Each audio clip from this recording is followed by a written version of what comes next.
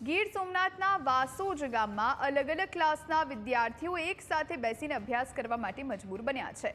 ગામની પ્રાથમિક શાળામાં થોડા દિવસો પહેલા પોપડા પડ્યા હતા, જેમાં 7 જેટલા બાળકોને ઈજા થઈ હતી। ઘટના બાદથી બાળકોના અભ્યાસ માટે વૈકલ્પિક વ્યવસ્થા કોળી સમાજના ચોરામાં કરવામાં આવી હતી, જ્યાં એક સાથે ધોરણ 3 થી 8ના 573 વિદ્યાર્થીઓ અભ્યાસ કરે છે।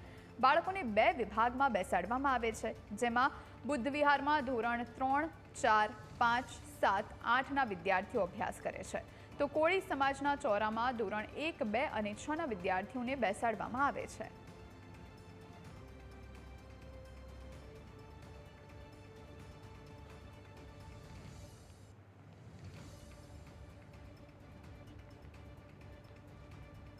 તો જે પ્રમાણે